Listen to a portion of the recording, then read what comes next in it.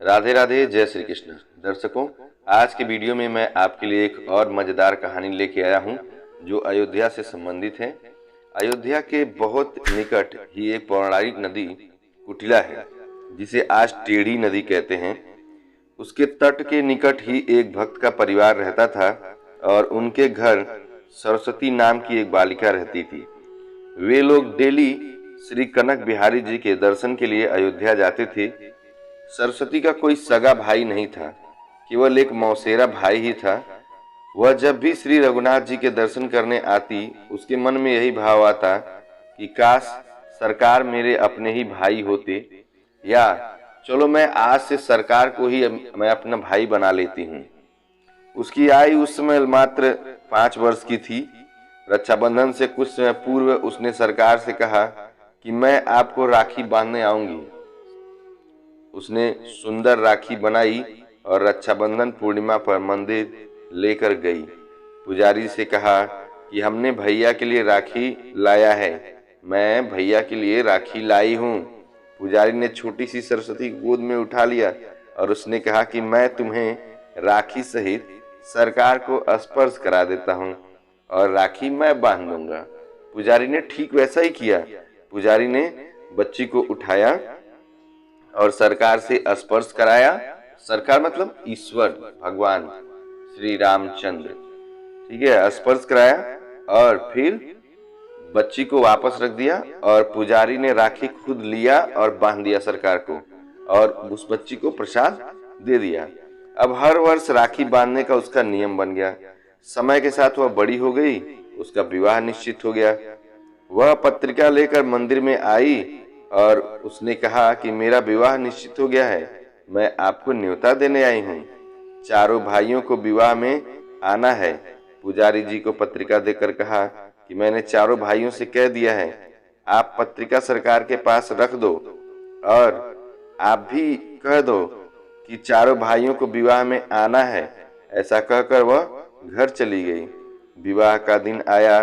अवध में एक ऐसी रस्म होती है कि विवाह के बाद भाई आकर उसको चादर ओढ़ाता है और कुछ वस्तुएं भेंट देता है। चारों भाइयों का संबंध मतलब 4 भाई मतलब राम, लक्ष्मण, भरत, शत्रुघ्न, ठीक है। इन चारों भाइयों को उसने न्योता दिया था और राखी हमेशा किनको बांधती थी? भगवान श्री राम को बांधती थी। लेकिन न्योता दिया था उसने चारों भाइयों के लिए कि चारों भाई आएंगे। अब कहानी को मैं आगे बढ़ाता हूँ। उसकी मौसी ने अपने लड़के को कुछ सामान और 20-22 रुपए लेकर मंडप में पहुंचने के लिए कहकर वह चली गई। उसका मौसेरा भाई उपहार, वस्त्र और 22 रुपए लेकर रिक्शा पर बांधकर विवाह की मंडप की ओर निकल पड़ा।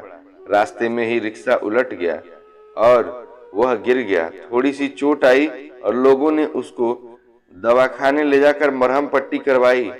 यहाँ सरस्वती की घूंघट से बार बार मंडप के दरवाजे पर देख रही थी। सरस्वती मंडप में बैठी हुई थी, वहां से बार बार दरवाजे की ओर देख रही थी और सोच रही थी कि सरकार अभी तक क्यों नहीं आए।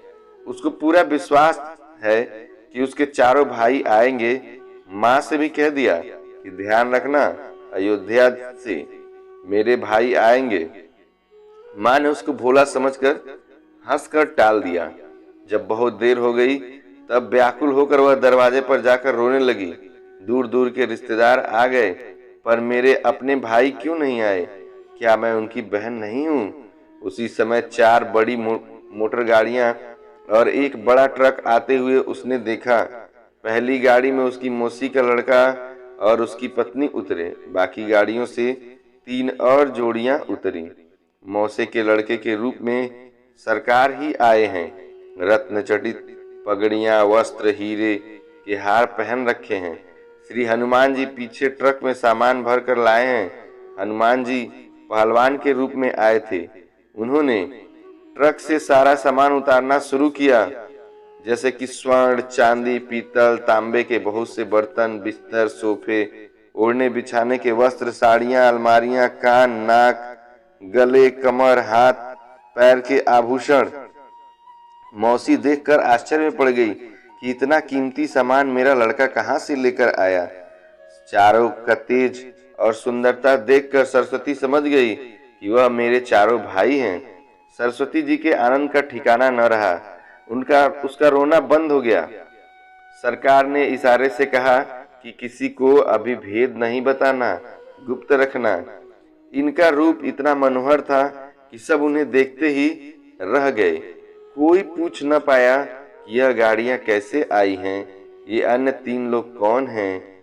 लोग हैरान होकर देख रहे थे कि अभी तक रो रही थी, अब इतना हंस रही है और आनंद में नाच रही है।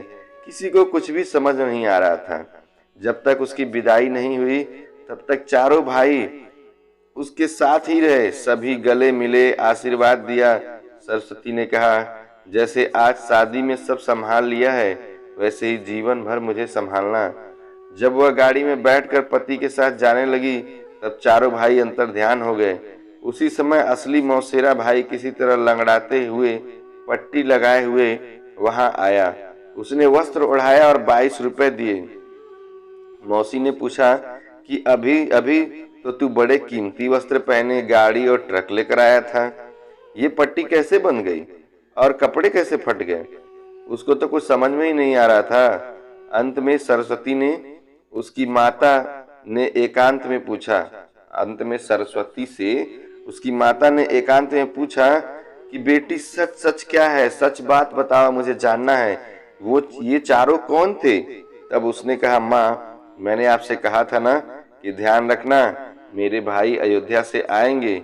माँ समझ गई कि इसके तो 4 ही भाई हैं और वो श्री रघुनाथ जी हैं और अन्य 3 भैया हैं।